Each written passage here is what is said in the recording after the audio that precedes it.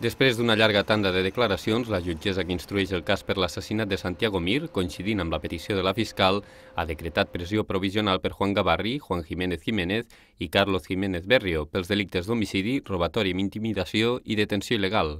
Els detinguts van estar traslladats a les 10 del matí als calabossos dels jutjats de Lleida, però fins a 2:15 del migdia no van començar a prestar declaració. El passi a disposició judicial va acabar a prop de les 5 de la tarda. L'advocat dels 3 presumptes implicats en els fets, Joan Argilés, va assegurar que les converses per les quals es relacionen els detinguts amb l'homicidi estan agafades d'un fil. Segons Argilés, encara es busca el quart implicat, que podria ser l'autor material, ja que cap dels 3 detinguts que han declarat sembla ser-ho. Segons Joan Argilés, s'ha fet una interpretació distorsionada i per això cal esperar que avancin les diligències. L'advocat de la defensa es va mostrar convençut que tot caurà pel seu pes i si no es troba res fonamentat no tardarà massa temps en estar en llibertat. De fet, va arribar a considerar algunes de les proves com a ridícules. Pel que els indicis que veig, no veig que aquests senyors puguin ser els autors del material.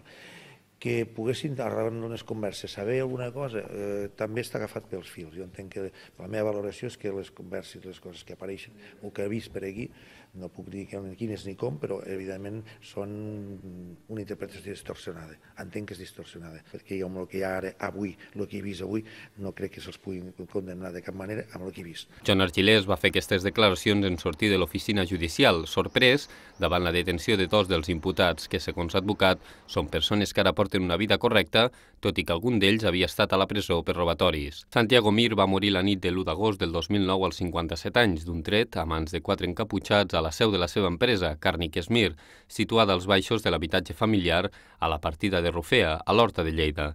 La víctima va sentir els assaltants, s'hi va enfrontar i va rebre el tret mortal, mentre que la seva dona i la seva sogra, que també eren al domicili i van presenciar el crim, en van sortir il·leses.